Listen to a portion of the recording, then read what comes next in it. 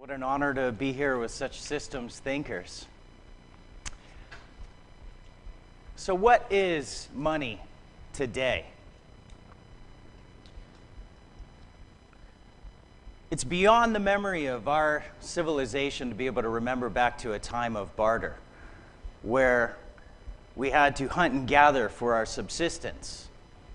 And when you had to actually make use of your physical environment in order to make sure you either feasted or starved. In the news right now is the issue of the U.S. debt ceiling, and the President of the United States says there is no plan B in the event that they do not raise the debt ceiling. And if they don't, that there'd be catastrophic consequences, so much that we may even see a seizure of the commerce system in the U.S. and the entire globe. So we must ask ourselves the question, what do we do in the event of a systemic monetary collapse? What is our plan B in the face of such a nightmare scenario that but these are our leaders. Tell me there's no plan B. We're plan B. And to think through what community means with that question, we have to look at what would happen in the event that that did occur. Well, immediately, the dollar stores an immense amount of value. That value would not just go away. Barter would take its place. We have plenty of stuff. It's just a matter of how we move it around. And so at the community level, instead of doing business with a faceless business, you would make deals with members of your local community. Now, let's think through what would happen just in case we did have a blank slate and tomorrow our money system did go away.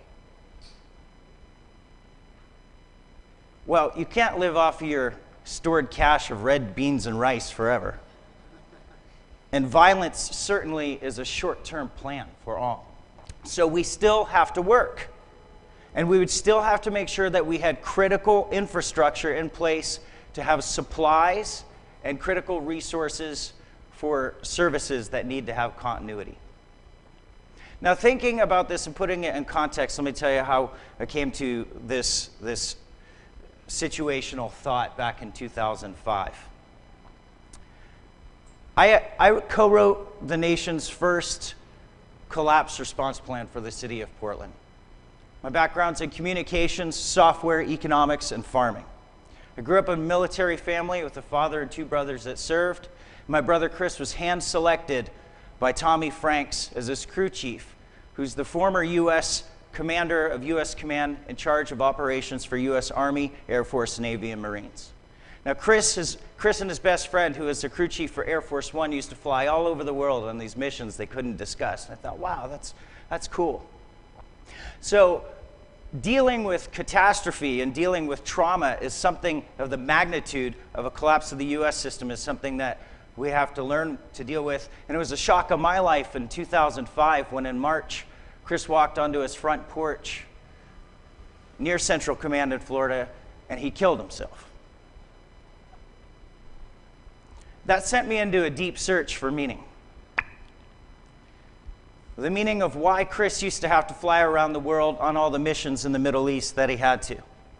How 7 billion humans are expected to live on a planet with constrained resources and a paper money system backed up by nothing but faith. So what would we do? And so I left my job as the internet architect for a global media company, and we launched Bright Neighbor with the realization that this crisis can actually be a positive opportunity. A positive opportunity to take community at the hyper-local level and launch the sharing economy. And sharing economies are based on certain principles. Those certain principles take in mind everything that you do at the hyper-local level in order to have continuity of your supplies and your communications. So you would start with a communications platform, much like we've heard about here today. So you have your local organizers being able to tell you about opportunities and situational awareness, even at the block-by-block level. Trust. You need to be able to build up trust, especially if you don't know the people who live around you yet. It's this revolutionary act in America to knock on the door of your neighbors 5 houses down. So how do we build trust in a quick manner? Resource sharing. The ability to have stone soup. We have plenty of stuff. Again, it's a matter of moving it around and taking something that may have an idle aspect and using utility in a barter fashion. I actually have an alcohol fuel still listed in this because that's something I do in making my own fuel for a converted Honda engine. Transportation. Back before the crash of 2008, when we launched Bright Neighbor, we were one of the first ride-sharing systems out there, and now you're seeing it's more prevalent with apps that are coming online. As future fuel supplies become more costly and harder to access, this will become more prevalent in our lives as rolling up to the pump and filling our tanks. It's not going to be as easy as it used to be. A focus on local food systems so that we can make sure we have continuity of the food systems that are important to local neighborhoods. And then a knowledge system to be able to learn the skills that you need in order to reskill with a local sense of place. We found that a quick way to implement something of this nature is just like speed dating, right? So if you don't know your neighbors yet, you do speed neighboring.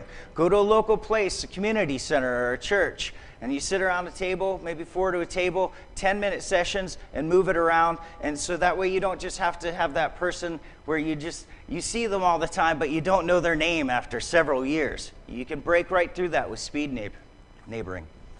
We innovated the first all-in-one local sustainability platform when we launched Bright Neighbor in 2007. It had a resource sharing aspect, so you can either make money or just do trades and barters with your resources. Anything from peer-to-peer car sharing, where here's a tool. How many books and DVDs have you lost to friends who you have no clue where they went to? You could fix all that. Places and events section so that you could say, who lives around me that has a similar interests to me that I can learn beekeeping from, and that has something maybe I can borrow or trade from them. All with the focus of building a context of community around resources, knowledge, and the people at that local level, but with a focus on making sure we have a continuity of supplies through creation. And I'll leave you with this. What your own plan B is, one context of the plan B that we have with Bright Neighbor, something I'm personally working on. Red wiggler worms make nature's most potent fertilizer. Doesn't require oil. You start with 2 worms and they double in population every 90 days. So, in a pinch, if we did have some kind of catastrophic financial crash, you could take porta potties and you could retrofit them at the neighborhood level, fill them with red wiggler worms, and save our drinking water at the same time as taking an input that is an energy for red wiggler worms, converting it into a fertilizer that can be brought out to farms. It takes 3 years for farms to switch from conventional farming to organic farming, and they could start with fuel crops. Sorghum gives you 10 times the amount of fuel as corn. So by the time that 3-year period is done, all the pathogens are out of the soil, and then you can switch back to food crops again. You can have farms where, why don't we put out of work the musicians to work? That could be the rock and roll farm. That could be the country music farm, the hip hop farm. Bus people out there and work together with those who are like-minded. But it will take work. Now, a 5-year plan, you start out with 2 worms, 90 days you have 4 worms. By the end of 5 years, theoretically, you'd have over 1 million worms. Think about it in terms of opportunity like this. Red wiggler worms go for an unbelievable $25 a pound. That's over king crab, a world delicacy. Worms. 1,000 pounds of worms is over $25,000 in inventory and soil creation. You have 20% of America that takes place in just this cultural shift, and you'd have over $1.5 trillion in fertilizer makers alone, so that we can make food and fuel in a continuity in the face of what we're told that there is no plan B. This is America. We'll take any crisis and turn it into an opportunity because this is of the people, by the people, for the people, and we are Plan B, and I refuse to accept that from our leadership in this country. Bright Neighbor is a system that's deployed in all 95 neighborhoods in the city of Portland. We have it with our electric utility, and across the state of Oregon with the National Guard on a volunteer basis, and we are here to help in the unlikely event that they don't raise that debt limit. But we do not have to accept that there is no Plan B. We are Plan B. Thank you very much.